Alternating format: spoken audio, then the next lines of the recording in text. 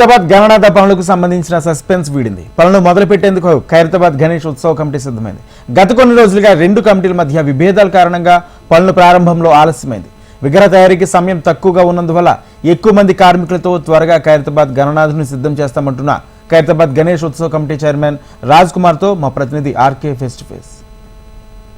ఖైరతాబాద్ గణనాథుడికి సంబంధించిన పనులు ఎప్పుడు ప్రారంభం కాబోతున్నాయనే ఆసక్తి ప్రతి ఒక్కరిలో ఉంది. ఇప్పటి వరకు కూడా ఇంకా పనులు ప్రారంభం కాలేదు. అసలు పనులు ఎప్పుడు ప్రారంభమవుతాయి?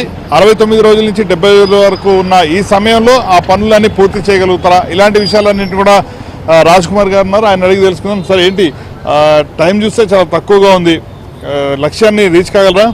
ఖచ్చితంగా అండి. దాదాపు ఈ రోజుకి 72 రోజుల సమయం ఉంది. మరి ఈ సంవత్సరం 70వ సంవత్సరము. 1954లో స్వర్గీయ శంకరయ్య గారు స్వాతంత్ర సమరయోధులుండే మా పెద్దనాన్న గారు, ఆయన మొదలుపెట్టిన వినాయకుడు బస్సువాసుల సహకారంతో ఆయన ఆ రోజు మొదలుపెట్టారు. ఒక్క అడుగుతో మొదలుపెట్టారు.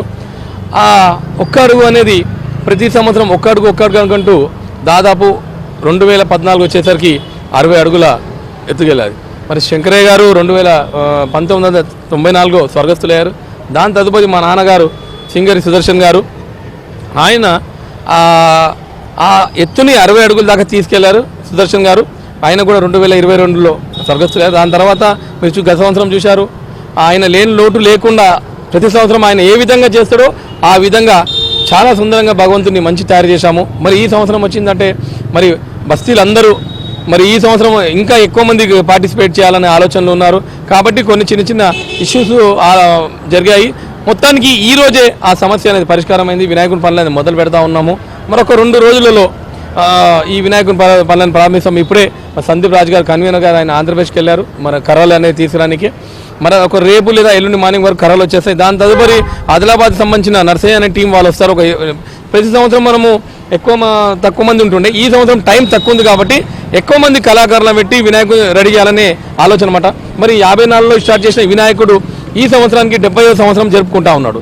అయితే కాబట్టి 70 సంవత్సరాలు 70 అడుగుల ఎత్తు భారీ ఎత్తులో సుందరమైన వినాయకుని తయారు చేయబోతా ఉన్నాం మన ఖైరతాబాద్ వినాయకుడు. ఇంత తక్కువ సమయంలో మట్టి విగ్రహం తయారు చేసే అవకాశం ఉంటుందా, లేకపోతే పిఓపి వెళ్ళే అవకాశం ఏమైనా ఉందా?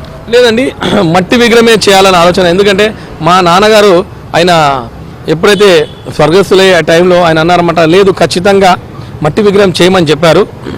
ఆ టైంలో సివి ఆనంద్ గారు, అదేవిధంగా అప్పుడున్న మున్సిపల్ కమిషనర్ గారు కూడా మా నాన్నగారితో చెప్తే లేదు ఖచ్చితంగా మా నాన్న చేస్తాను వాళ్ళకి మాట ఇచ్చారు.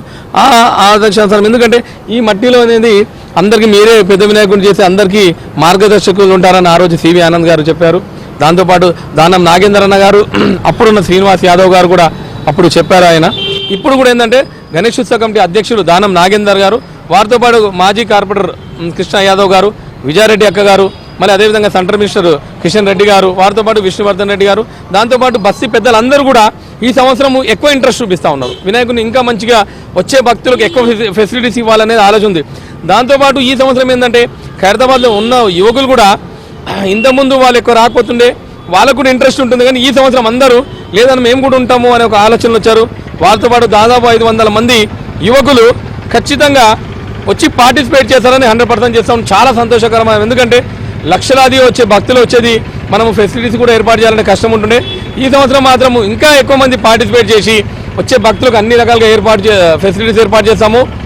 ఈ విధంగా మొత్తానికైతే ఈ 2 రోజులలో పనులు అనేది మొదలు పెడతాము.